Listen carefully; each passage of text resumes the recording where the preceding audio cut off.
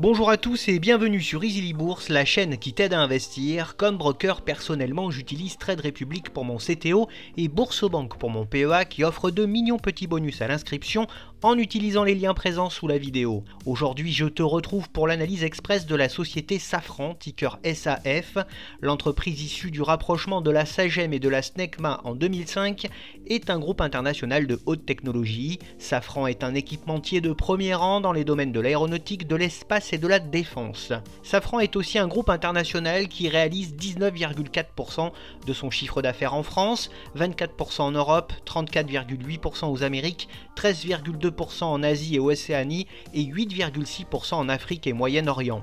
L'activité du groupe se concentre pour l'essentiel sur les motorisations d'avions, les équipements intérieurs d'avions, mais aussi sur des systèmes de défense et de sécurité. Le groupe s'organise donc autour de 4 grandes thématiques: les systèmes de propulsion aéronautique et spatiale avec 51,2% de ses ventes, les équipements aéronautiques, systèmes de défense et aérosystèmes avec 38%, les intérieurs d'avions avec 10,7% et tous les autres activités du groupe avec 0,1% de ses revenus. En quelques chiffres, le groupe Safran, c'est quoi? C'est le numéro 1 mondial de la conception de moteurs d'avion court et moyen courrier, mais également le numéro 1 mondial dans les moteurs d'hélicoptères. Il est présent dans 27 pays via 276 sites de production, il emploie 92 000 collaborateurs et son chiffre d'affaires s'est élevé à 23,2 milliards d'euros en 2023.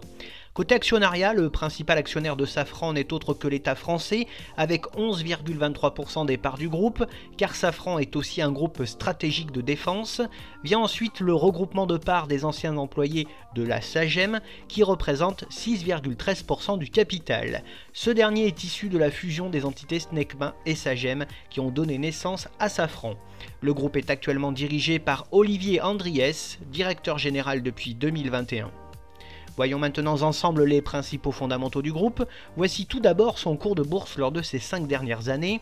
L'entreprise Safran est une fabuleuse entreprise technologique qui a fortement été impactée par le trou d'air vécu par tout le secteur aérien lors du Covid. Mais ce groupe possède beaucoup de ressources et s'est repris très rapidement avec une accélération des commandes d'avions ces dernières années. Bien que confronté à des problèmes d'approvisionnement en composants, Safran emmagasine commande sur commande.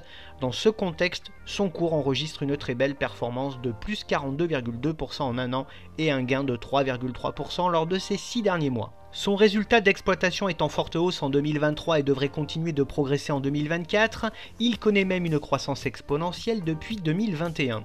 Il en est de même pour son chiffre d'affaires qui connaît la même tendance avec une hausse en 2023 et une hausse attendue pour l'exercice 2024.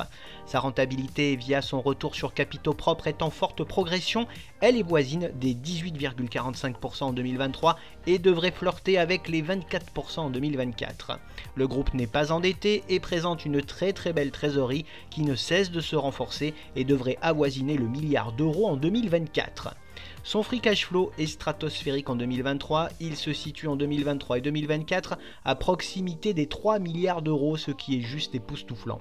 Son bénéfice net par action connaît une très forte hausse en 2023, mais devrait temporairement et légèrement baisser pour 2024. Sa marge nette en baisse depuis 2017 est en forte hausse en 2023 et voisine des 14,85%. Elle est bonne, mais devrait se contracter pour cette année 2024 autour des 10%. Sa marge d'exploitation voisine des 13,5% en 2023 est bonne et en hausse. Elle devrait poursuivre une hausse régulière pour les prochains exercices.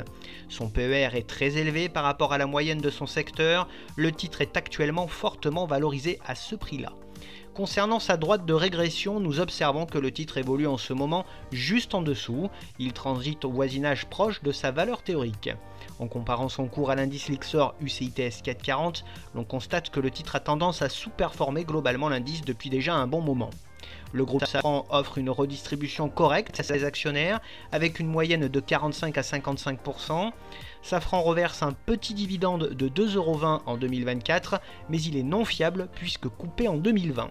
Il affiche un rendement de 1,06% seulement au cours actuel et il est reversé depuis 3 ans sans interruption. Le groupe réalise de temps en temps des programmes de rachat d'actions dont 2 sont prévus en 2024 et 2025. Ces résultats sont jugés globalement conformes aux attentes des analystes et des investisseurs ces dernières années. C'est un groupe qui déçoit rarement lors de ses publications.